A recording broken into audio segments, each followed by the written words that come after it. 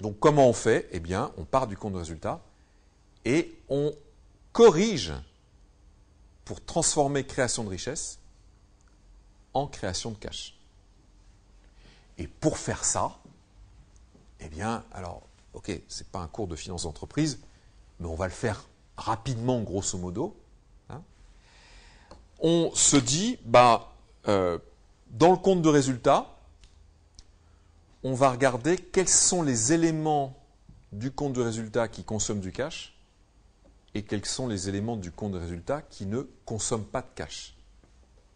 Et comme on l'a vu dans les éléments qu'on vient de voir rapidement, dans le compte de résultat, il y a un gros élément qui ne consomme pas de cash, c'est ce qu'on appelle la dotation aux amortissements. Qu'est-ce que c'est que la dotation aux amortissements? On vient de le voir dans un des exemples que j'ai donné.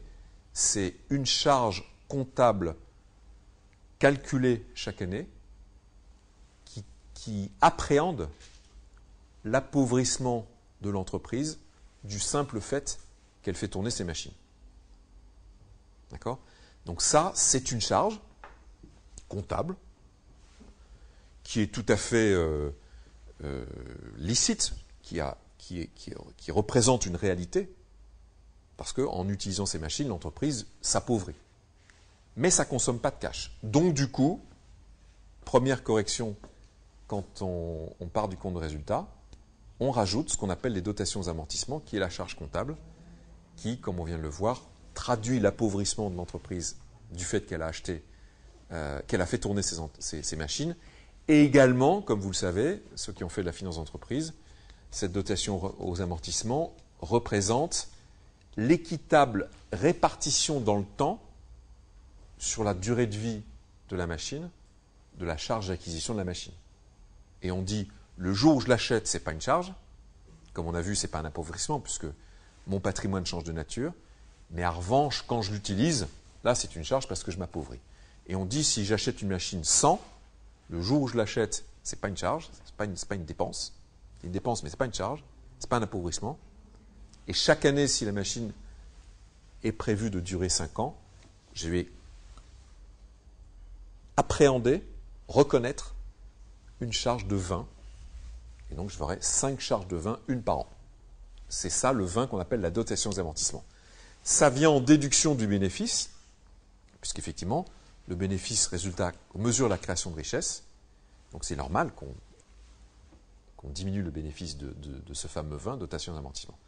Donc, qu'est-ce qu'on fait pour convertir la création de richesse en création de cash? On rajoute la dotation aux amortissements, parce que ce n'est pas du cash qui sort. D'accord? Et puis, on va se mettre aussi avant le service de la dette, puisqu'on veut voir les cash flows qui sont générés avant qu'on ait payé l'intérêt, par exemple. Donc, on va se mettre en bénéfice avant dotation aux amortissements, avant les frais financiers. D'accord? Et on va se mettre aussi avant impôt, parce qu'on va traiter les impôts séparément. Pourquoi avant impôt? Tout simplement parce que dans notre entreprise, on a d'un côté l'actif qui génère des flux, c'est ça qu'on voudrait appréhender, et de l'autre, on a de la dette et des actions qui vont consommer des flux. Moi, je veux estimer la capacité de l'entreprise à assurer le service de sa dette. Donc, je me mets avant intérêt, avant dotation aux amortissements pour les raisons qu'on a signalées, et aussi avant impôt. Pourquoi avant impôt? Parce que vous savez que la charge d'intérêt, c'est un vrai appauvrissement. Donc, si c'est un appauvrissement, la charge d'intérêt va m'économiser des impôts. Donc, l'impôt crée une distorsion. C'est pour ça qu'on se met avant impôt pour mesurer, avant le phénomène impôt sur les sociétés, quelle est la capacité de l'entreprise à assurer le service de sa dette, à générer les cash flows. Et donc, quand je dis bénéfice avant impôt, avant intérêt, avant dotation aux amortissements, ça s'appelle en anglais EBITDA, earnings before interest, tax, depreciation, amortization. On commence par là. Premier gros correctif. Pour convertir création de richesse en création de cash, on appréhende l'EBITDA. Et pour ceux qui ont fait de la finance en entreprise, l'équivalent en français de l'EBITDA, c'est quoi? Le BE? Oui, l'excédent brut d'exploitation. Excédent brut d'exploitation. Excédent parce que c'est un excédent, c'est une différence entre des produits et des charges. Brut, pourquoi? Parce que brut, c'est avant quoi? Sous-entendu, avant net, avant les dépréciations des machines. Et d'exploitation, c'est-à-dire c'est uniquement les charges qui concernent l'exploitation, c'est-à-dire le fait d'acheter les matières, de payer les gens, de faire les stocks et de revendre l'exploitation.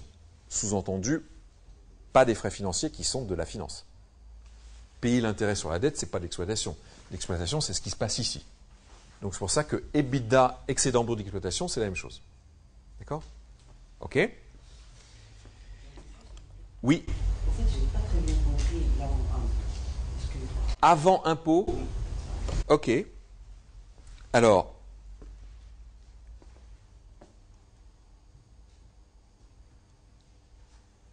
on se met avant dette parce que on veut estimer la capacité de l'entreprise à assurer le service d'une dette. Donc je me mets avant dette, avant frais financiers, avant dette. D'accord? Je sais que je vais avoir à payer des impôts.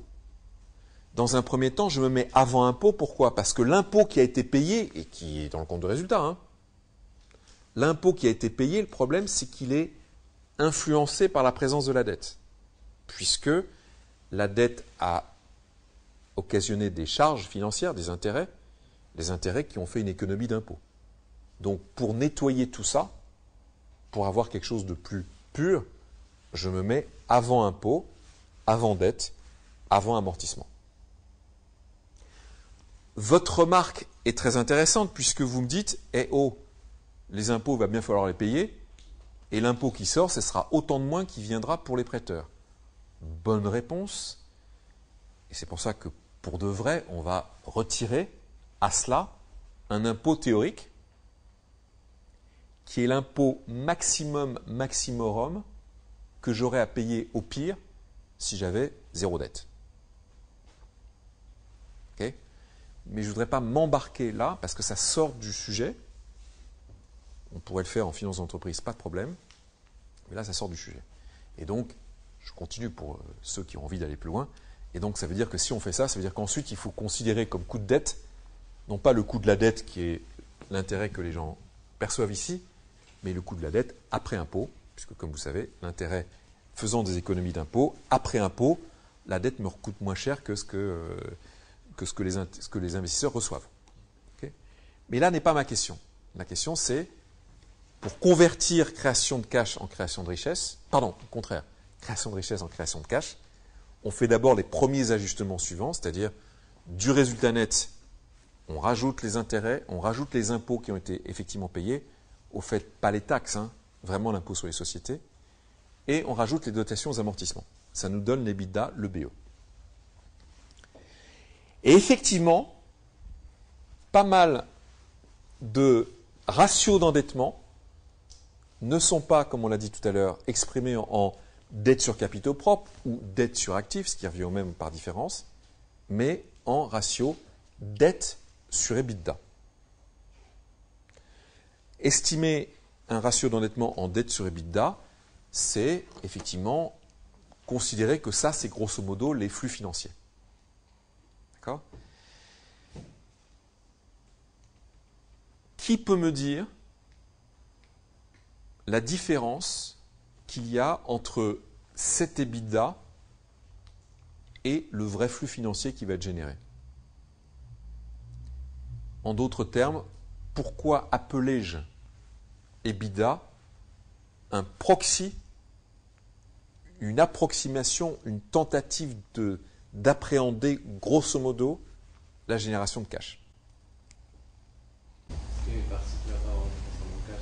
Pardon? Dans le flux, il y aura une partie qui va pas vraiment nous revenir. Parce que dans le flux, quoi, pardon? Dans le flux, il y aura une partie qui va pas vraiment nous revenir. Donc ça sera Pourquoi? en cash. Pourquoi? C'est de l'exploitation comme.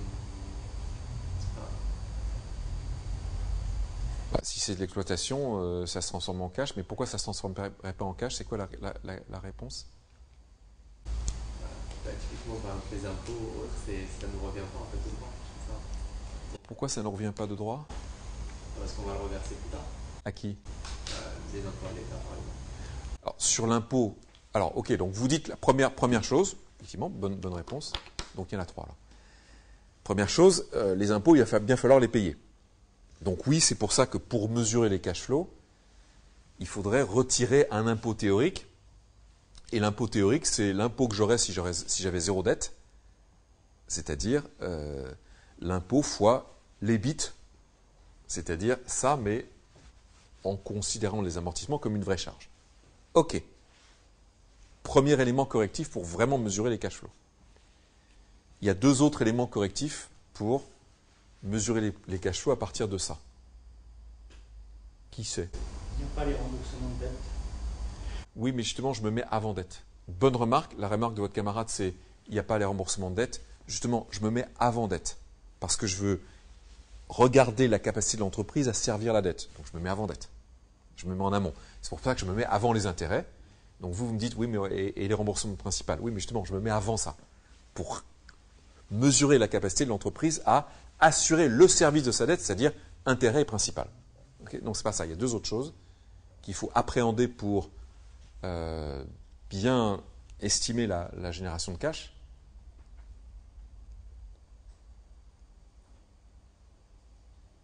Je ne comprends pas la question.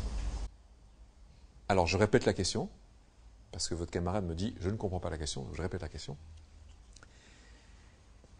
Ça, c'est une tentative de transformer création de richesse en création de cash. On a fait des correctifs à la création de richesse, qui est le bénéfice, earnings, et on a dit, pour appréhender la création de cash, on a d'abord fait un gros correctif, on a dit, dans les charges, il y en a une qui ne consomme pas de cash, c'est les dotations amortissements. Donc on se met avant ça. On se met avant charge d'intérêt parce qu'on se met en amont de la dette, et on se met avant impôt pour nettoyer, puis ensuite on mettra après impôt, mais ok, les impôts, je ne veux pas complexifier pour rien. Ok, très bien. Donc c'est une première étape dans la conversion de la création de richesse en création de cash. Il y a 2 autres correctifs qu'il faut faire.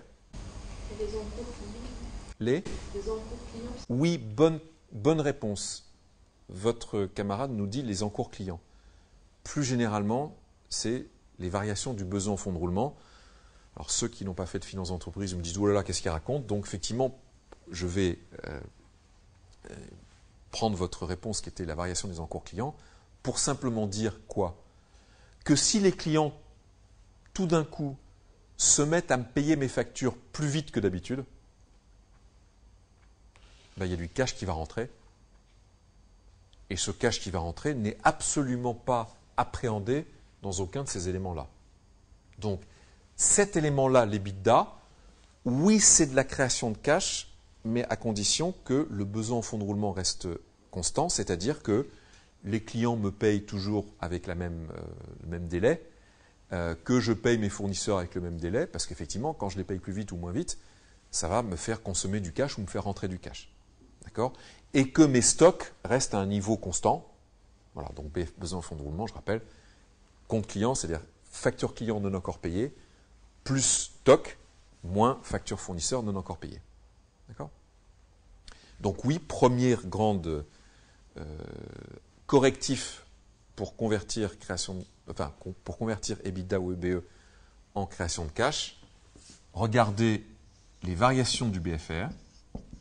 Premier grand agrégat. Deuxième grand agrégat, lequel?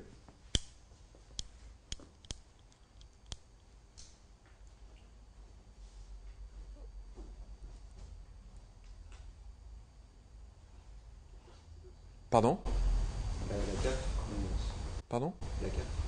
Non, la CAF, c'est une autre manière de faire ça. CAF, comme vous savez, on rajoute dotations d'amortissement. Non, c'est pas la CAF. Les charges sont déjà déduites, non? Pardon? Et d'autres charges, des salariés. Oui. Non, mais tout ça, c'est déduit puisque c'est earnings. Donc, je suis déjà après ça. Allez, je vous aide. Rappelez-vous le premier exemple que je vous ai donné pour illustrer le fait que création de richesse, création de cash, n'était pas du tout la même chose. Pardon? Les amortissements. Non, pas les amortissements. Avant ça. Ça, c'était le deuxième exemple que j'ai donné. Le premier exemple que j'ai donné, c'était quoi, rappelez-vous?